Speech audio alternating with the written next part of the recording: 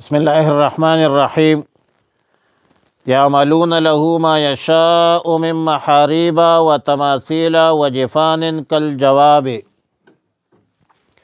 پارہ 22 سورہ سبا رکوع 2 آیات نمبر 13۔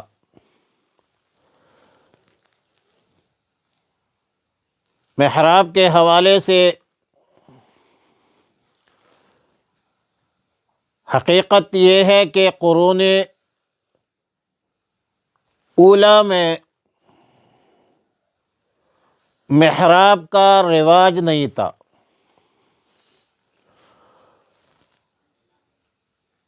اور قرون اولیٰ کے بعد سلاطین نے اس کا رواج اپنے تحفظ کے لیے شروع کیا۔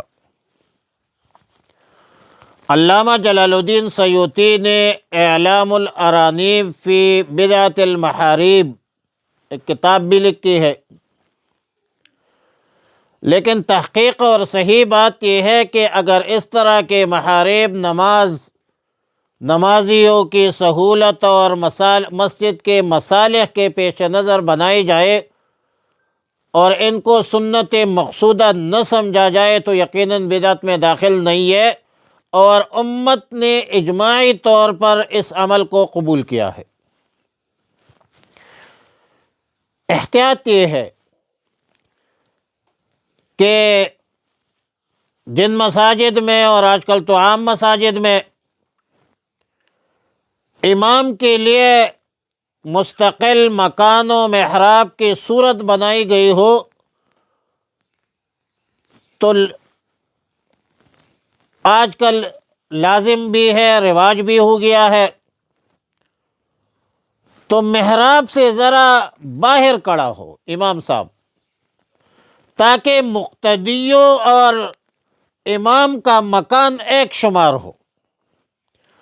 اگر امام الگ کھڑا ہے، الگ مکان پہ کھڑے ہو، اور مقتدی الگ مکان پہ کھڑے ہو تو یہ صورت کراہت کی ہوگی۔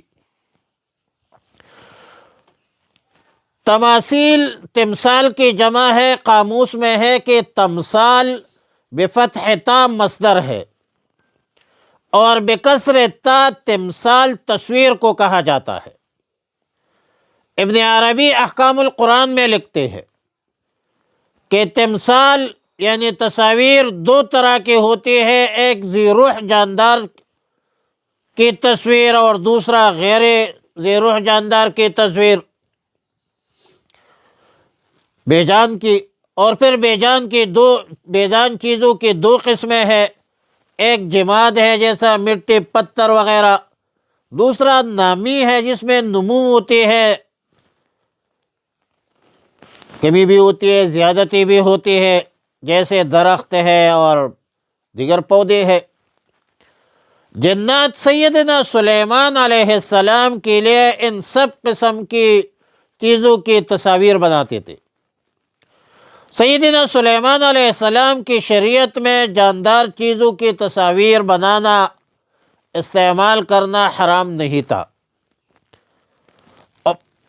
لیکن بعد میں لوگوں نے تصاویر کو عبادت خانوں میں رکھنا شروع کیا، بت پرستی شروع ہو گئی، تو شرک کے سد ذرائع کے اساس پر شریعت مطہرہ میں تصویر سازی جو ہے ممنوع قرار دی۔ آج کل ڈیجیٹل تصاویر کے حوالے سے اہل علم جواز کے قائل ہے، اور ضرورت کے تحت شناختی کارڈ، پاسپورٹ وغیرہ میں تصویر ضرورت کے تحت یقیناً استعمال ہوتی ہے، لیکن پھر بھی بغیر ضرورت کے تصاویر کا استعمال ٹھیک نہیں ہے۔ اور آج کل سوشل میڈیا کے دور سے، سوشل میڈیا کی وجہ سے ایک ضرورت بن گئی ہے سیاسی جماعتوں کی، مذہبی جماعتوں کی، بلکہ دینی اداروں کی ضرورت بن گئی ہے۔ موبائل نے پورا کسر نکال دیا۔ ہاں اتنا ہے کہ خیر کے لیے استعمال کرو تو خیر کا کام ہے، شر کے لیے استعمال کرو تو یقیناً شر کا کام ہے۔ مقدمۃ الحلال حلال و مقدمۃ الحرام حرام۔ اللہ تعالیٰ ہم سب کو معاف فرما دے، لیکن تصویر سازی عوام میں، خواص میں بہت بڑھ گئی ہے۔ عوام بھی ملوث ہے، خواص بھی ملوث ہے، بلکہ سوشل میڈیا تو بطور ہتھیار استعمال کیا جاتا ہے۔ دین اسلام کے خلاف کتنے پروپیگنڈے، اور پھر دین اسلام کی طرف سے دین کی اشاعت، ترویج، تشہیر کا دار و مدار ابھی سوشل میڈیا پر رہ گیا ہے۔ فرنٹ میڈیا، الیکٹرانک میڈیا کی وہ حیثیت جو ہے وہ یقیناً ڈاؤن ہو گئی ہے۔ درس و تدریس بھی آج کل آن لائن ہے، جلسہ، جلوس، مظاہرے، خیالات کا اظہار، علمی مباحث، اب سب سوشل میڈیا کے ذریعے سے ہو رہی ہے۔ اللہ پاک کرم فرما دے، گناہوں سے اللہ محفوظ اور معمون فرما دے۔ آیات مذکورہ میں جفان کا لفظ آیا ہے۔ جفان جفنتن کی جمع ہے، جو پانی کے بڑے بڑے برتن جیسے ٹب وغیرہ ہے اس کو کہا جاتا ہے۔ کل جواب جابہ، جابیہ کی جمع ہے، چھوٹے حوض کو کہتے ہیں۔ مطلب یہ ہے کہ پانی بھرنے کے لیے بڑے بڑے برتن ایسے بناتے تھے جس میں چھوٹے حوض کے برابر پانی ہوتی تھی۔ قدور قدر کی جمع ہے، ہنڈی کو کہا جاتا ہے۔ راسیات کا معنی ہے اپنی جگہ پر کڑی ہوئی۔ مطلب یہ ہے کہ اتنی وزنی اور بڑی دیگیں بناتے تھے، اگر پلائے تو نہیں ہلتے تھے۔ ممکن ہے کہ یہ دیگیں پتھر سے تراش کر پتھر ہی کے چولوں پر لگی رہتی ہو، جو ناقابل نقل و حمل ہو اور ایک ہی جگہ پر وہ پڑی رہتی ہو۔ اور یہ آسان کام نہیں ہے، بڑا مشکل کام ہے۔ یہ کام لیتے تھے سلیمان علیہ السلام جنات سے۔ کیا کام لیتے تھے؟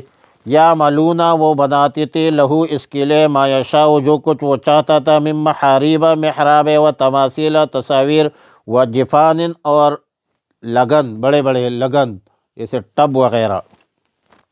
کل جواب حوض جیسے، و قدور، اور دیگے، راسیات، ایک جگہ جمی ہوئی، اعملو، کرتے رہو، آل داؤد شکرا۔ یہ اگلی آیات، یہ جملہ جو ہے کل انشاءاللہ۔ وصلی اللہ علی النبی الامی الکریم۔